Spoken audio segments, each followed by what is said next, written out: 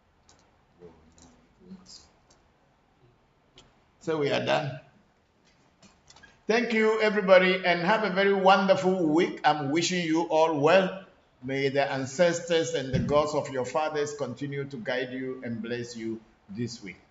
Thank you very much. Coco, thank you very much. Thank you. Thank you for everything. Thank you very much. You're welcome. Okay. Bye-bye, everybody. Bye-bye.